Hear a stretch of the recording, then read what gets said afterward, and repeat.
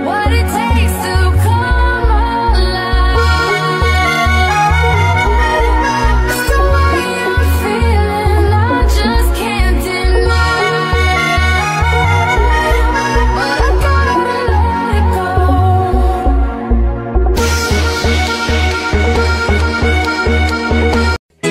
Gak bahaya tak? Lambung aku tekan tua nanti sing bisa kenyo. Kang Mas aku percaya kowe akan. Nah, ini adalah lokasi dari proyek yang kita kunjungi, yaitu Hotel Exindul 57, tepatnya di Mangun di Karang, Kabupaten Nganjuk. Oh ya, for your information, kita kesini nggak sendiri ya guys. Jadi kita di sini didampingi oleh Bu Eni selaku wali kelas dan guru pendamping, dan juga kelas 11 di PIP 2.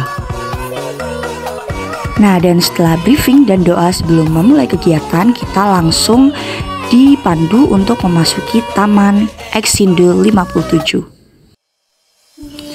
Ini kita sedang berjalan-jalan mengelilingi Taman Exindul 57. Nah, di sini tuh banyak perumahan dan gedung-gedung bagus gitu guys. Nah, setelah berjalan-jalan kita dipandu untuk memasuki lokasi Exindul 57 Hall. Ini tuh kayak aula gitu, dan kita dikasih beberapa materi di sini sebelum terjun ke proyek. Nah, setelah selesai beberapa materi, kita langsung turun lagi dan langsung menuju ke proyek. Nah, setelah sampai di proyek, bapaknya tuh langsung megang alat yang namanya tuh teodolit, dan gak lupa juga ngejelasin ke kita apa sih fungsi dari alat teodolit itu. Nah, setelah penjelasan selesai, kita diiring masuk ke dalam lift untuk naik ke lantai atas. Nah, kita juga langsung diiring ke ruang-ruang dan kita bebas milih ruangan yang mana. Dan setiap ruang itu ada bapak-bapak yang memandu dan ngejelasin ini tuh ruang buat apa aja. Nah, ini adalah ruang kolam renang di lantai atas, dan ini kita lagi menuju ke lantai paling atas, yaitu tempat pendaratan helipad. Nah, setelah aku dan kelompokku banyak mengelilingi ruang, aku tuh langsung mendatangi narasumber, yaitu Pak Yoga, untuk bertanya-tanya seputar plat lantai. Nah, ini adalah cuplikan saat aku mewawancarai Pak Yoga.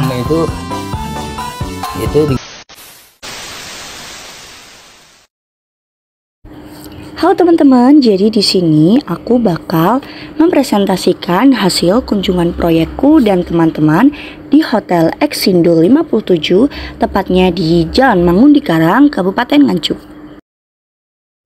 Oh iya, untuk struktur bangunannya, kelompok kami mendapat bagian plat lantai. Apa aja sih materi yang bakal aku bahas di presentasi kali ini?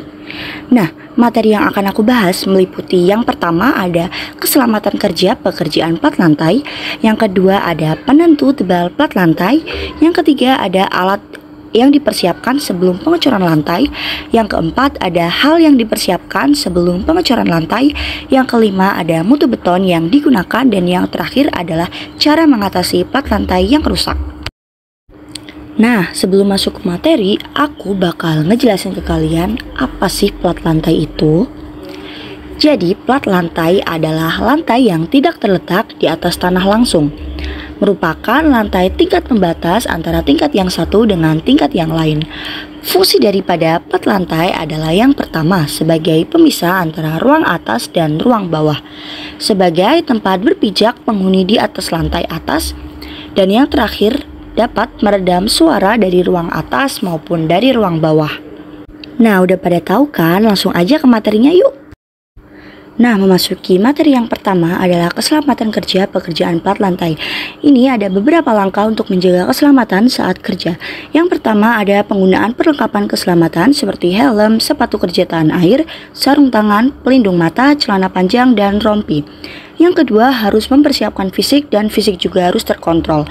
Jika dirasa sudah tidak enak badan, segera lapor ke mandor untuk penanganan selanjutnya supaya tidak terjadi kejadian yang tidak diinginkan. Nah, memasuki materi yang kedua adalah pertimbangan untuk penentu tebal plat pada lantai. Yang harus diperhatikan adalah yang pertama, berapa beban yang akan lewat. Yang kedua, berapa besar lendutan yang diizinkan. Yang ketiga, lebar bentangan atau jarak antara balok-balok pendukung. Dan yang terakhir adalah bahan konstruksi dari plat lantai. Yang ketiga, alat yang harus dipersiapkan sebelum pengecoran lantai. Sebelum melakukan pengecoran lantai, beberapa alat yang perlu dipersiapkan meliputi 1.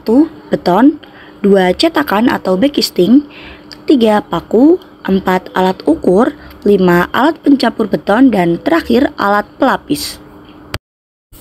Nah, untuk materi keempat adalah hal yang harus dipersiapkan sebelum dilakukan pengecoran. Yang pertama adalah mengecek rangkaian besi secara keseluruhan, jarak kerapatan, ikatan kawat, dan jumlah stik untuk kolom. Periksa hal ini hingga dianggap ready for cure. Yang kedua, bersihkan lantai di semua kotoran, baik serbuk gergajian papan, kawat anyam, paku, dan kotoran lainnya. Nah, jika diabaikan, hal ini akan mengakibatkan hasil pengecoran yang tidak baik. Yang ketiga, ganjal bagian bawah anyaman besi dengan tahu-tahu atau adukan semen dan pasir yang diiris tipis tebal 1-2 cm dan telah kering. Atau bisa juga diganti dengan coral split yang tipis. Hal ini berguna untuk menjaga rangkaian besi tetap berada di dalam cor beton. Keempat, periksa perancah, steger, dan keadaan backcasting. Apakah ada yang turun bagian bawahnya disebabkan tanahnya yang turun. Bagian bawah semua perancah harus keras dan kuat sehingga tidak terjadi penurunan ketika ditimpa oleh adukan cor. Yang kelima, backcasting tidak boleh bocor dan harus kuat serta saling mengunci satu sama lain. Jangan lupa memasang penutup backcasting yang kuat sehingga tidak bergerak dan jebol terkena hantaman konkret. Yang keenam, lakukan penyiraman beberapa jam sebelum pengecoran untuk menghindari adonan cor yang kering, terutama bagian akhir pengecoran, menggunakan ready mix untuk menghindari kropos. Yang ketujuh, persiapkan alat penebar dan perata keadukan, stick untuk memasukkan adukan ke sela-sela balok sehingga tidak kropos. Yang kedelapan, peralatan tukang dan tenaga bantu cor itu sendiri harus menggunakan sepatu boot dan topi pengaman. Dan yang terakhir, sediakan air sedekat mungkin dengan lokasi pengecoran. Nah, materi selanjutnya adalah mutu beton yang digunakan untuk plat lantai dan alasannya. Mutu beton berapa ya kira-kira yang digunakan untuk plat lantai? Nah, biasanya mutu beton yang digunakan berkisar K350. Angka tersebut mengacu pada kekuatan tekan beton dalam satuan megapascal setelah beton mengeras selama 28 hari. Kenapa ya kok memakai mutu beton yang berkisar K350? Karena pemilihan mutu beton ini tergantung pada beban yang akan diterima oleh plat lantai, serta persyaratan desain dan struktural. Mutu beton yang lebih tinggi biasanya digunakan untuk area yang akan menerima beban lebih berat, seperti parkir atau lantai industri. Sementara itu, mutu beton yang lebih rendah bisa cukup untuk area yang tidak mengalami beban berat. Nah, kita udah memasuki materi yang terakhir nih teman-teman, yaitu cara mengatasi plat lantai yang rusak. Yang pertama, harus melakukan evaluasi kerusakan. Tentukan sejauh mana kerusakan plat lantai dan apa penyebabnya. Apakah itu retak, pecah, atau mengalami korosi. Yang kedua, lakukan perbaikan kecil. Untuk kerusakan minor seperti retakan kecil, Anda bisa mempertimbangkan untuk mengisi retakan dengan bahan perbaikan beton yang sesuai. Pastikan untuk membersihkan area terlebih dahulu dan ikuti petunjuk bahan perbaikan. Yang ketiga ada penggantian bagian. Jika kerusakan lebih parah, pertimbangkan mengganti bagian yang rusak dengan beton baru. Ini mungkin melibatkan menghapus bagian yang rusak terlebih dahulu. Yang keempat, perbaikan struktural. Jika kerusakan mengancam struktur lantai seperti penurunan signifikan atau retakan besar, Anda perlu mengonsultasikan seorang insinyur struktural. Mereka akan memberikan saran tentang perbaikan yang diperlukan. harus kalian lakukan adalah pencegahan di masa depan. Setelah perbaikan dilakukan, pastikan untuk mengidentifikasi dan mengatasi penyebab kerusakan. Beberapa masalah mungkin berkaitan dengan desain yang buruk, beban berlebih, atau kondisi lingkungan. Nah, setelah dirasa survei proyek itu sudah cukup, Bu Eni langsung mengumpulkan kita dan membriefing ulang. Sebelum akhirnya kita doa pulang. Assalamualaikum warahmatullahi wabarakatuh. Saya akan menyampaikan kesan saya selama melakukan pengamatan di Hotel Exindo 57. Pengalaman saya melakukan pengamatan di Hotel Exindo ini, saya merasa sangat senang dan berkesan karena adanya fasilitas dari Hotel Exindo. Berkesan karena kami senang menerima materi yang diberikan oleh narasumber yang sudah disediakan via Hotel Exindo. Saya menemukan bahwa fasilitas-fasilitas di Hotel Exindo lengkap. Namun ada beberapa yang belum ada fasilitasnya karena masih dalam proses pembangunan. Sekian kesan yang bisa saya sampaikan. Jika ada kurang lebihnya mohon maaf. Wassalamualaikum warahmatullahi wabarakatuh. Oke teman-teman, terima kasih udah nonton sampai akhir. Aku mewakili tim kelompokku meminta maaf apabila ada kesalahan kata atau sikap.